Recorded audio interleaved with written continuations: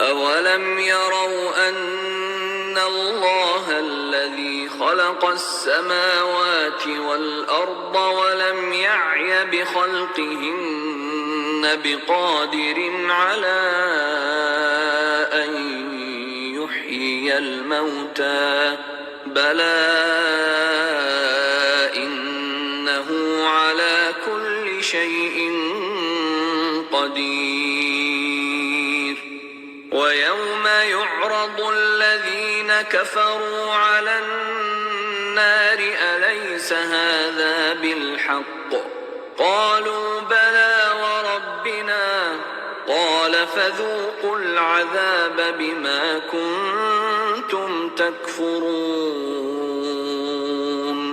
فاصبر كما صبر أولو العزم من الرسل ولا تستعجل لهم كأنهم يوم يرون ما يوعدون لم يلبثوا إلا ساعة من نهار بلاغ فهل يهلك إلا القوم الفاسقون.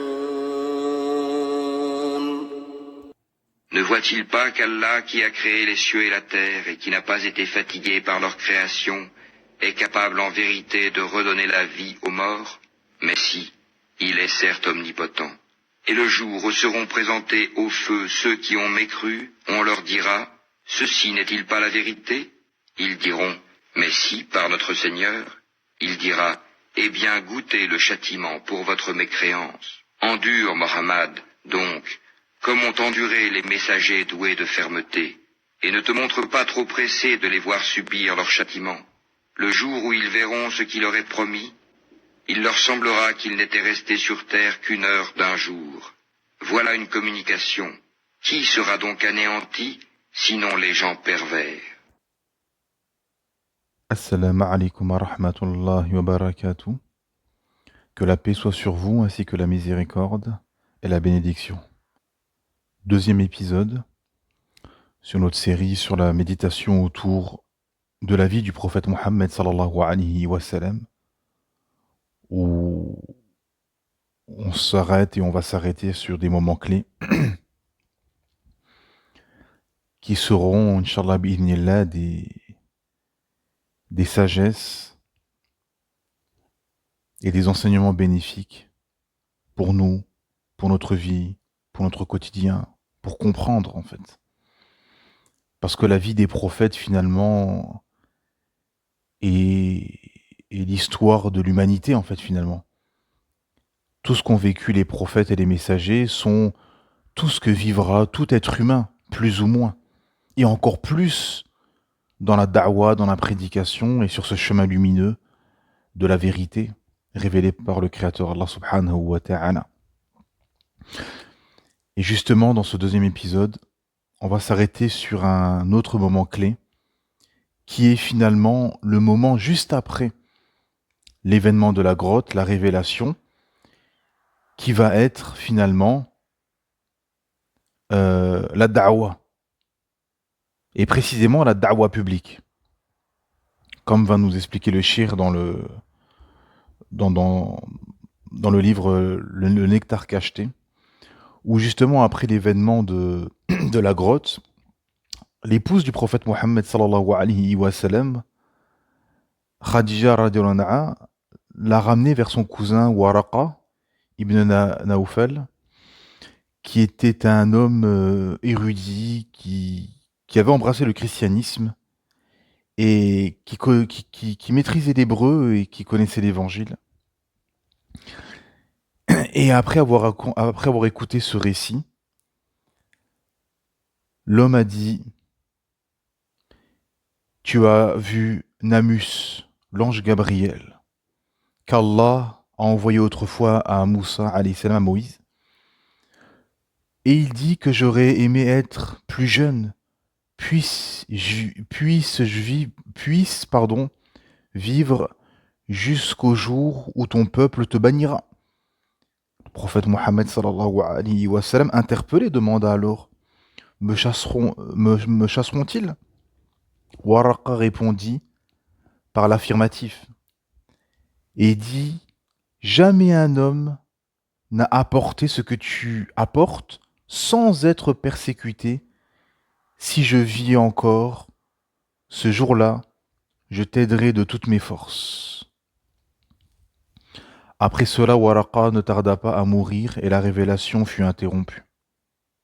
Donc là déjà, le prophète Mohammed sallallahu alayhi wa sallam a eu une indication de ce qui de ce qui allait lui attendre. Et c'est de cet événement-là justement, et sur cette grande épreuve, que tout prédicateur passera. Et quand on dit prédicateur, pas seulement les imams, les prêcheurs qui se mettent en avant, qui sont dans les mosquées, qui passent à la télévision, qui ont des chaînes YouTube, etc. C'est même toi. Toi dans ta propre famille. Dans un repas de famille, quand tu fais da'wah, quand tu essayes d'éveiller, de rappeler la vérité à tes proches, tu es dans une position de prêcheur. Tu es dans une position euh, où finalement on va te montrer du doigt, où tu vas déranger, où on va t'invectiver, on va se moquer de toi, on va te dénigrer, etc. Hein. Ça arrivait à tout le monde, sans être des prêcheurs connus, sans... Hein, parce que, et à ce moment-là, tu es en fait à la place du prophète, en quelque sorte. Et donc, inéluctablement, tu passeras par cette étape. Et donc le cheikh explique qu'il y a eu la période euh, de la da'wah avec plusieurs phases. L'ère de la prédication peut être divisée en deux périodes clairement démarquées. Il y a bien évidemment la période mécoise qui a duré presque 13 ans, la période médinoise qui a duré 10 ans. Chacune de ces deux périodes comporte des traits caractéristiques aisément discernables lorsqu'on examine avec minutie les conditions de la prédication dont elles ont été le théâtre. La période mécoise peut être répartie en trois phases. La phase de la prédication secrète, qui durera 3 années. La phase de la proclamation du message à la Mecque, cela commença à l'aube de la 4e année de la mission prophétique et se prolongea jusqu'à la fin de la 10e année. Et la phase de la propagation du message en dehors de la Mecque, cela durera de la fin de la 10e année de l'apostolat jusqu'à l'immigration du prophète Mohammed sallallahu alayhi wa sallam vers Médine.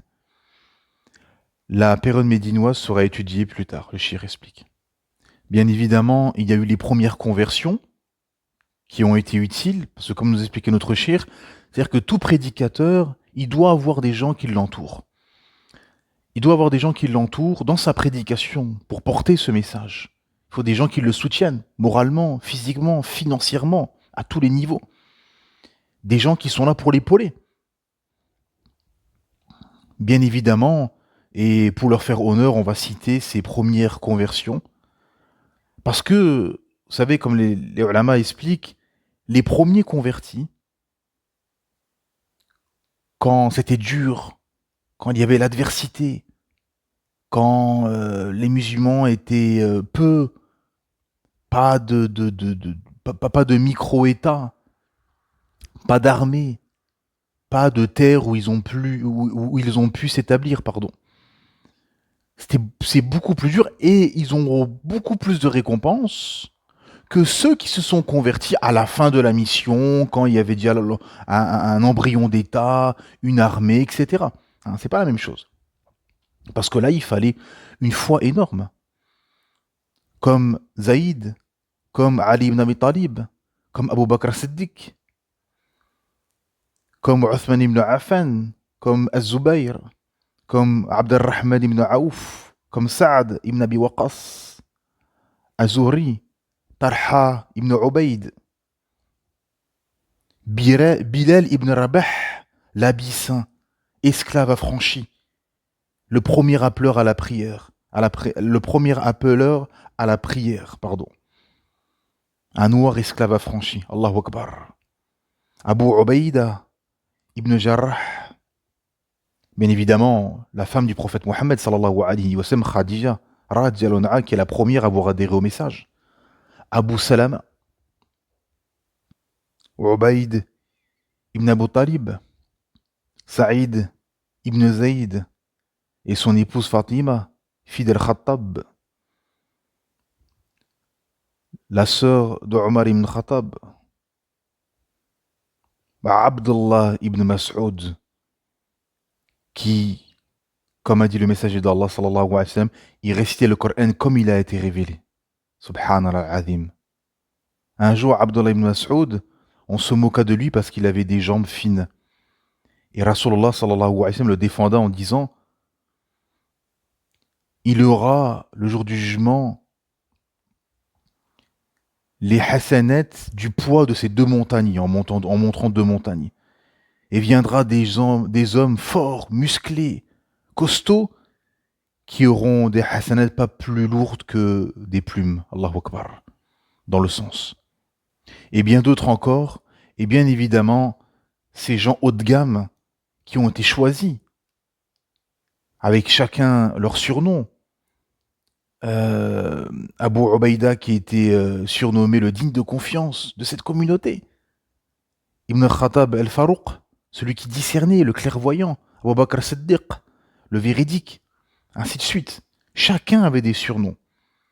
Parce que pour établir un État et un empire par la suite, il fallait des gens haut de gamme. C'est ça la différence, mes frères et sœurs, avec aujourd'hui. C'est-à-dire que beaucoup se plaignent effectivement des dirigeants. Mais oui, quand tu avais des gens comme ça dans ta société, du haut de gamme, des gens qui craignaient Allah, Sami'ana wa ta'ana, nous avons entendu et nous avons obéi. Pas de philosophie, je pense, je crois, selon moi, etc. Des gens qui passent leur journée dans les magasins et sur les terrasses de café et qui remettent en question des paroles de savants qui sont, ça fait 30 ans ou 40 ans dans leur bibliothèque en train d'étudier le Coran et la Sunna. Vous voyez l'époque folle dans laquelle nous sommes. Donc, effectivement, quand tu as des gens haut de gamme comme ça, bah, naturellement et logiquement, tu as un dirigeant haut de gamme. Pour avoir Abu Bakr Siddiq comme khalife, comme commandeur des croyants, bah oui, il y a eu un travail, il y a eu At-Tasfiya wa Tarbiya, il y a eu un travail de purification, d'éducation, d'éveil intellectuel, spirituel, d'une probité, d'une honnêteté, d'une véracité, d'une soumission, d'un suivi remarquable et prodigieux de la part de ces nobles compagnons qui ont accompagné le message et le messager. Effectivement. Pour accompagner le messager d'Allah sallallahu alayhi wa sallam dans cette noble et difficile tâche qu'est la prédication dans un terrain hostile, dans une société où tout le monde est contre toi, où le système établit des leviers politiques, médiatiques, militaires pour t'intimider, pour te combattre, pour te faire fermer la bouche et pour t'éliminer. En effet, le prophète Mohammed sallallahu alayhi wa sallam, même s'il ne se s'est pas converti, Abu Talib l'a soutenu. Et Abu Lahab lui a dit, je jure par Allah que ton soutien envers lui est une mauvaise chose. Tu dois l'arrêter dans son entreprise avant que les autres ne le fassent. Abu Talib cependant réitéra son soutien, je jure par Allah que le protégeront aussi longtemps que nous vivrons. Ensuite, le messager d'Allah sallallahu alayhi wa sallam est monté sur le mont As-Safa. Après s'être assuré du soutien d'Abu Talib, le messager d'Allah sallallahu alayhi wa sallam monta sur le mont As-Safa et appela les membres de la tribu des Quraysh et les invita à confirmer l'unicité divine ainsi qu'à croire en sa mission et au jour de la résurrection. Al-Bukhari, rahimahullah, a relaté une partie de cet événement d'après Ibn Abbas radiallahu an. Il a dit, lorsque fut révélé le verset suivant, « Mets en garde tes parents les plus proches », de verset 214, surat 26, le messager d'Allah monta sur le mont As-Safa et exhorta ainsi les siens. en leur disant, beaucoup de gens se rassemblèrent alors et ceux qui ne pouvaient pas se déplacèrent, envoyèrent une personne pour leur répéter les propos tenus.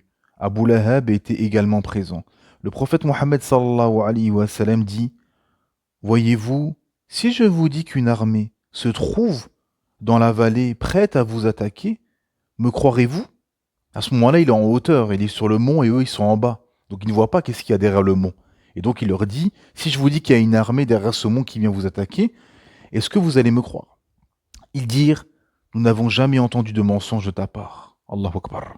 Il dit alors, je vous avertis d'un châtiment sévère.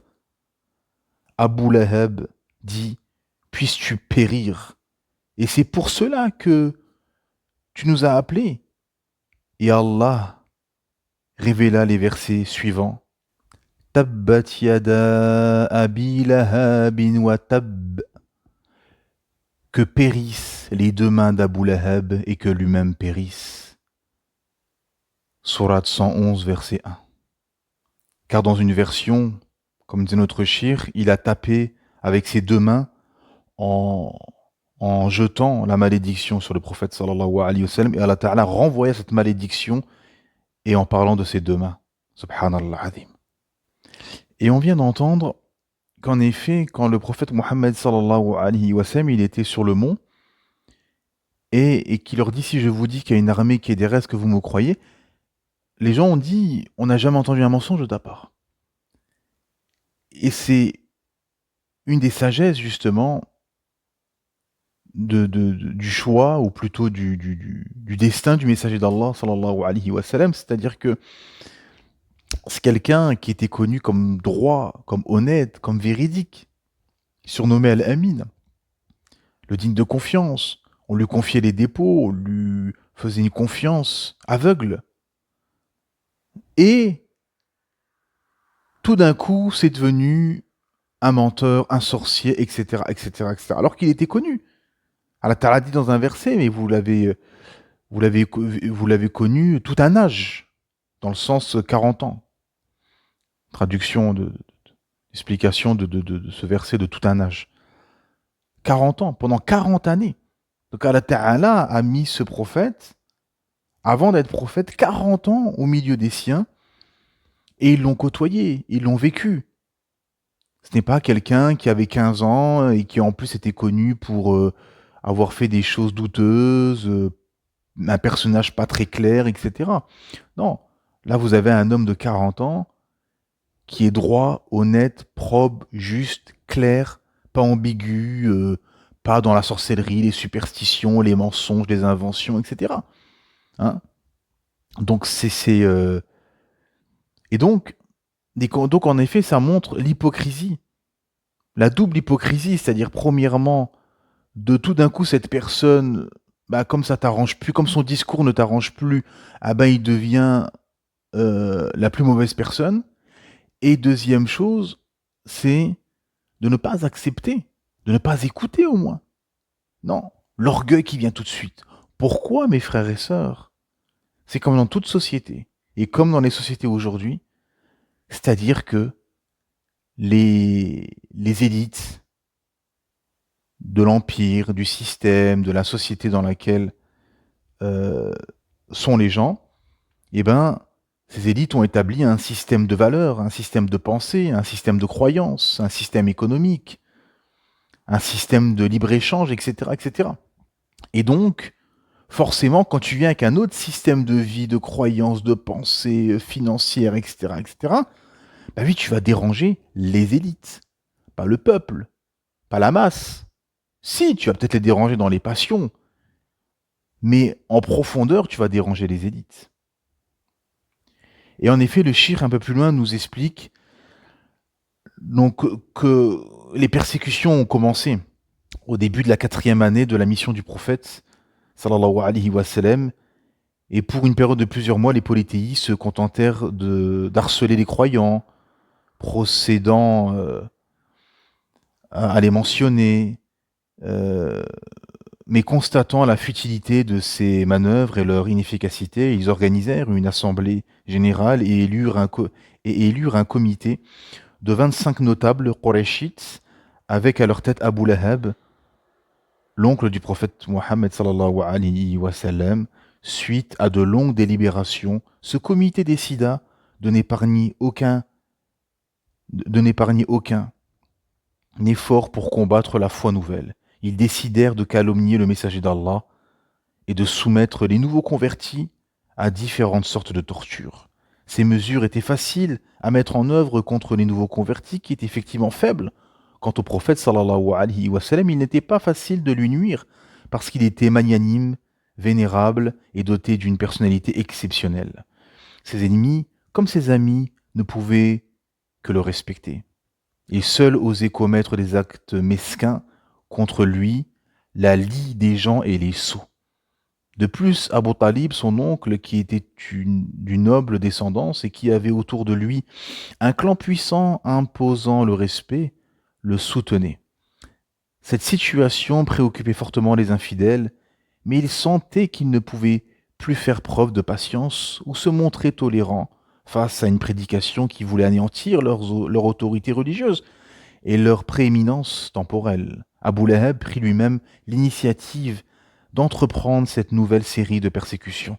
Il se mit à infliger au prophète sallallahu alayhi wa sallam d'innombrables épreuves dictées par la haine et la rancune, et lui jeta des pierres et obligea ses deux fils à divorcer de leurs épouses respectives, Ruqayya et Kulthum, les deux filles du prophète sallallahu alayhi wa sallam. Il se réjouit avec malveillance de la mort du second fils du prophète sallallahu alayhi wa sallam, prénommé Abdallah, l'appelant à cause de cela l'homme dépourvu de progéniture. Parce que dans la société arabe,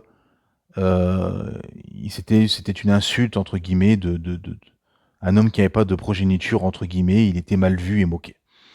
Il lui emboîta également le pas lors du pèlerinage et des grandes rencontres afin de démentir ses paroles.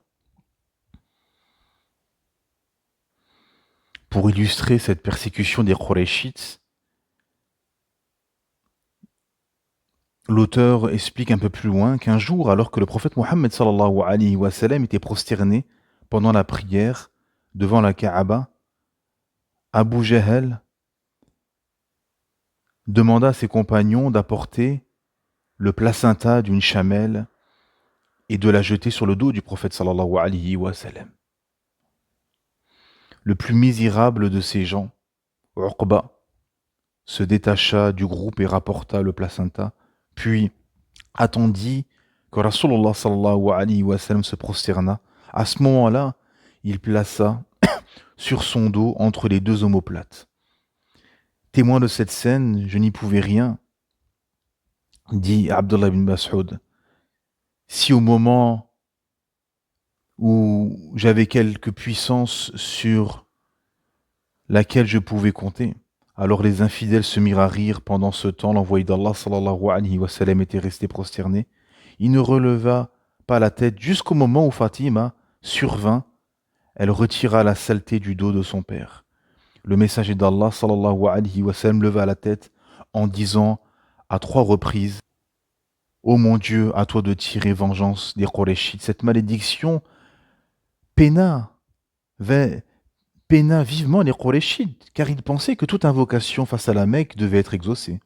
Ensuite, le prophète sallallahu alayhi wa sallam désigna chacun nominativement et dit: Ô Allah, charge-toi d'Abu Jahl, charge-toi de Utba, de Shayba, de Rabi'a, de Umayya, de Uqba.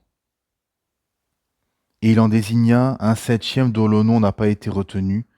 Par celui qui tient mon âme dans ses mains, je les ai tous vus morts dans le puits de Badr. Subhanallah al-Azim.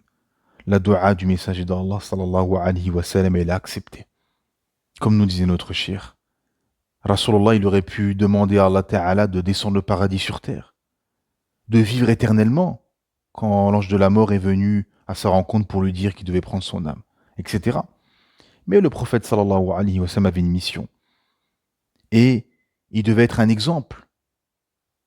C'est-à-dire que comme par exemple la hijra, Le prophète sallam, il a fait des causes et il a entrepris, il a embauché des personnes qui avaient des compétences pour un tel voyage, hein, pour montrer la voie. Il s'est pas téléporté et aujourd'hui, bah, les gens pour la hijra diraient ah ben regardez le message d'Allah, il a fait un miracle pour aller dans une société plus prospère. Non, le prophète sallam a fait des causes, il a patienté, il a passé par des moments pénibles. La meilleure créature, imaginez-vous mes frères et sœurs. Donc nous, vous croyez qu'on va pas passer des moments pénibles, qu'on va pas souffrir, qu'on va pas être moqué, dénigré, insulté, etc. Bien évidemment, on passera tous par là. Des moments de doute, des moments où vous allez faire da'wah parmi vos proches, ils vont vous dégoûter. Et jusqu'à vous allez même vous dire, c'est bon, je parle plus de, voilà, je ne veux plus faire da'wah. Alors que non, faut tenir. Faut tenir. Ça doit renforcer votre foi, ces événements-là. Revenir à Allah, demander conseil, revenir au Coran, à la Sunna, demander aux gens de science quoi faire, que dire, comment faire. Et on sait très bien qu'on est dans une époque de fitna, que les savants, les gens de bien, les vertueux sont de moins en moins écoutés, que ce sont les gens des passions, les gens de la dunya qui sont écoutés, et que les gens de bien ne sont plus écoutés. Les gens veulent écouter des discours de passion, de dunya, et pas des discours religieux ou des discours qui vous rappellent la mort, qui vous rappellent l'au-delà. Les gens sont corrompus, ont le cœur baigné dans les passions, les désirs et les plaisirs, et seront des proies faciles pour Masih ad-Dajjal, wal'iyadhu billah, qu'Allah nous en préserve. Ensuite, le shirk nous dit le colportage de ragots et les calomnies figuraient aussi parmi la panoplie des moyens que les chefs mécois, en général, utilisaient pour procéder à la malfaisance, finalement, vis-à-vis du prophète sallallahu alayhi wa sallam. Et Allah Ta'ala dit à ce propos, malheur à tout moqueur et médisant invétéré. Subhanallah. Ils ont eu des menaces par le Créateur Allah Ta'ala dans le Coran, mais ils ont été têtus, comme tous les peuples qui ont été anéantis. Et donc cette persécution, cette moquerie, dénigrement, intimidation, meurtre même, c'est poursuivi pendant tout le début de la mission du prophète sallallahu alayhi wa sallam. Et effectivement, et c'est sur ça qu'on s'arrête aujourd'hui, c'est que ce moment-là finalement de la prédication, de la da'wah, de la propagation du vrai, pour démasquer le faux, finalement. Le tawhid a démasqué le shirk. L'unification divine, le monothéisme a démasqué le polythéisme. Et en effet, effectivement, ça a été, c'est et ce sera toujours comme ça. C'est-à-dire que du moment que tu débarques dans un empire, dans une société, dans un système, dans une famille, dans une tribu, et que tu viens rappeler ceci, rappeler cette vérité, effectivement, tu vas être combattu, tu vas être persécuté, dénigré, tu vas être moqué, euh, tu vas être dans une position où on va te montrer du doigt. Effectivement. Et on est passé par là et on passera tous par là, mes frères et sœurs. Ça, c'est une évidence absolue. C'est-à-dire que du moment que vous faites da'wah à des gens qui ont le cœur voilé, qui sont dans les passions, les désirs, les plaisirs, bien évidemment, il y a des gens qui acceptent, qui écoutent, qui se posent et qui veulent savoir, qui veulent se renseigner, qui veulent regarder, par exemple, dans la société française. Vous avez des gens simplés, qui sont contre l'islam, les musulmans, qui sont fermés, qui veulent rien écouter, qui sont dans l'invective, etc. Et vous avez des Français qui sont ouverts sur le monde, ouverts sur d'autres civilisations, d'autres cultures, et qui veulent apprendre, écouter, et avec qui vous pouvez échanger. C'est comme ça. Mais bien évidemment, les élites ne l'entendent pas de cette oreille. Parce que évidemment, euh, Parce que c'est toutes leurs affaires, tous leurs projets de vie, tout leur système établi qui risque de s'effondrer. Et c'est exactement ce qui se passe, cette crispation qu'il y a autour de l'islam en Occident, en France, c'est que, effectivement, l'empire déclinant occidental voit finalement tout ce qu'il a construit s'effondrer, hein. La démographie en berne, les jeunes générations ne font plus d'enfants entre l'avortement, le célibat, la fornication, l'homosexualité. La démographie est en berne, il y a une dénatalité. L'économie, il y a une bulle de dette qui va bientôt exploser, qui a déjà explosé en 2008 et après. Donc l'économie est bâtie que sur de la dette, que sur de l'emprunt, que sur du numérique, que sur de l'argent virtuel finalement. Il n'y a pas de richesse. Vous avez des pays, ils n'ont aucune richesse. C'est que du virtuel. Regardez le Luxembourg. Luxembourg, il n'y a pas de pétrole, il n'y a pas de gaz. C'est que les banques, le numérique, etc. Donc ça peut pas durer éternellement tout ceci. Hein. L'idéologie occidentale arrive en bout de piste. Il n'arrive plus à régénérer finalement une pensée sociétale dynamique. Hein. La politique, n'en parlons même pas. Ils sont désavoués. On a vu ce qui s'est passé au Capitole il y a quelques années aux États-Unis. L'abstention explose en Occident. Les gens ont compris la farce du débat gauche-droite, qui est un débat obsolète. Et finalement, tout le monde est dans le même couloir finalement. Tous les politiciens. Hein.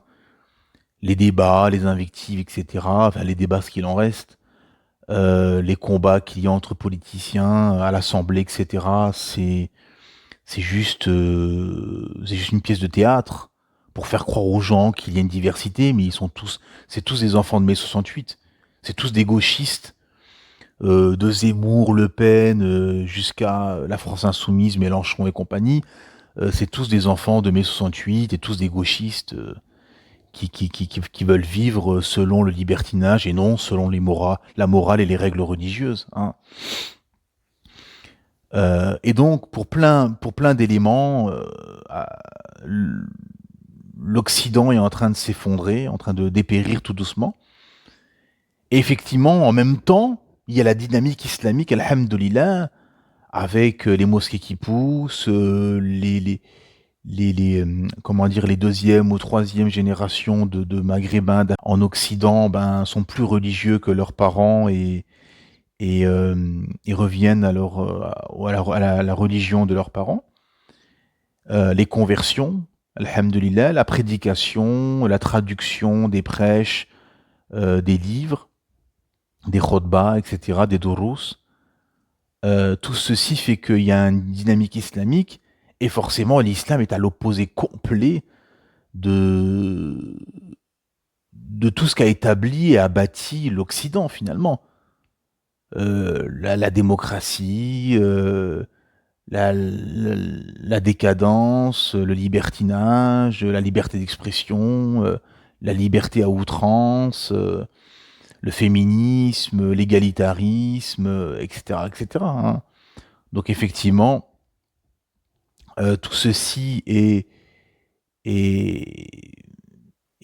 l'opposé total et antinomique hein, à l'islam. Donc effectivement, ils contre-attaquent et ils combattent l'islam et ils combattent les musulmans. Beaucoup sont à côté de la plaque et ne comprennent pas que ce n'est pas du racisme. Le racisme, c'est une chose. Là, c'est pas du racisme, c'est un combat d'idées, un combat idéologique entre le vrai et le faux, entre le tawhid et le shirk. Et si on n'a pas compris ceci, on n'a pas compris l'islam, on n'a pas compris le Coran, on n'a pas compris la sunna, on n'a pas compris le message, on n'a pas compris le but de la prophétie. On n'a pas compris les récits prophétiques. Et effectivement, quand le prophète Mohammed sallallahu alayhi wa sallam arrive dans cette société païenne mécoise, effectivement, comme aujourd'hui en Occident, eh ben, c'est un système établi sur le shirk, sur de la décadence, sur de la perversion, sur de la corruption, sur des droits qui ne sont pas respectés. Hein, enterrer les bébés de sexe féminin, la femme n'avait pas d'héritage et était considérée comme un animal, les esclaves étaient considérés comme des objets qui étaient frappés, torturés, etc. Donc l'islam, alhamdulillah, est venu et a mis une justice dans tout ceci, a établi des règles, une morale, a établi un paradigme, un logiciel de pensée, pas basé seulement sur ce bas monde, mais sur le raïb, sur El Raïb, sur l'invisible, sur l'au-delà. Que tu as deux anges derrière tes épaules qui notent tes actions, mauvaises ou bonnes. Que il y a le monde des djinns, le monde des anges. Il y a l'au-delà, il y a la tombe. Il y a les châtiments de la tombe, les délices de la tombe. Il y a le jour du jugement. Il y a l'au-delà. Il y a le paradis éternel et l'enfer éternel. Et donc tout ceci, finalement, envoie une projection globale et totale, finalement, entre l'esprit et le corps, entre la dunya et l'akhira, entre ce bas monde et l'au-delà, entre soi et les gens, entre le créateur et la création. Et donc on est dans une réflexion, dans une pensée globale, totale, apaisante, et qui nous montre le minhaj, le chemin à suivre.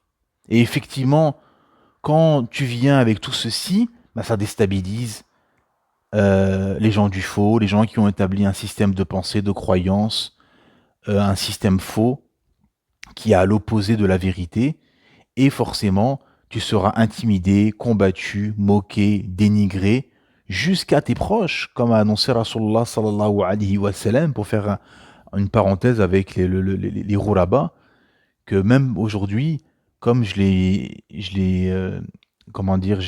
établi par écrit, euh, sur Twitter ou sur YouTube, en disant que, effectivement, beaucoup de familles qui se disent musulmanes agissent avec leurs proches assidus, avec le ralib de la famille, le oula, comme les Qurayshites ont agi avec le prophète sallallahu alayhi wa sallam. Et c'est très dangereux, effectivement. Il y a beaucoup de gens, dès qu'ils ont quelqu'un de leur famille qui est assidu, bah, ils se moquent de lui, ils le dénigrent, ils lui font des coups exactement comme ce que faisaient les Qurayshites. Et c'est très très dangereux. Car, comme je l'ai dit, le risque est de finir comme les Qurayshites, d'être égaré, de se perdre à la fin du chemin. Finalement, parce que personne ne sait où il va finir. Et personne ne sait qu'est-ce qui l'attend au bout du chemin. Si tu vas tenir et mourir musulman, ou bien tu vas te perdre.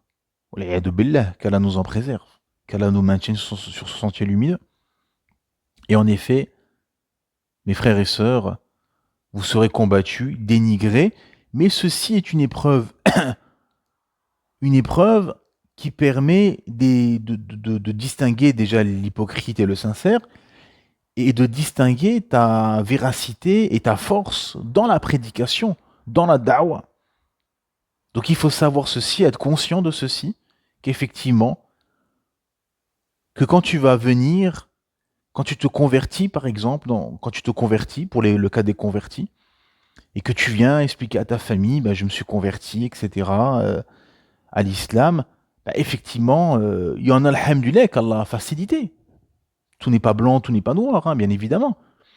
Mais Allah Ta'ala a facilité à certains, où des familles ont accepté, ok, ils étaient ouverts d'esprit, ils ont échangé, etc. Bon. Et mais beaucoup ont été combattus, persécutés, chassés de chez eux, comme les prophètes. Subhanallah. Et Allah Ta'ala met l'épreuve au niveau de la foi de la personne. Hein. Voilà. Allah Ta'ala a épargné certains convertis, peut-être parce que s'ils auraient eu ça, ils auraient peut-être craqué. D'autres ont eu cette persécution, car ils étaient capables de tenir face à cette adversité. Et seul Allah subhanahu wa ta'ala sait l'invisible, c'est ce qui est à venir, et c'est ce qui serait passé s'il serait passé ceci ou cela. Et donc, effectivement, mes frères et sœurs, ce moment clé de la vie du prophète Mohammed sallallahu alayhi wa sallam a été un moment, finalement, qui a permis de distinguer les hypocrites qui allaient rester avec le système des Qurayshites, comme aujourd'hui, beaucoup qui se réclament musulmans mais qui sont du côté du système, et ceux qui allaient franchir le pas, accepter le message et le messager, et suivre le messager, avec bien évidemment les conséquences, les sacrifices et les désaveux qui s'accompagnent lorsque tu commences la prédication dans une société, dans une tribu ou dans une famille qui est acquis à la cause des passions, des désirs et de ce bas monde. Au prochain épisode, que la paix soit sur vous. Subhan rabbika rabbil izzati amma yasifoun, wassalamun ala al-mursalin, walhamdulillahi rabbil alamin.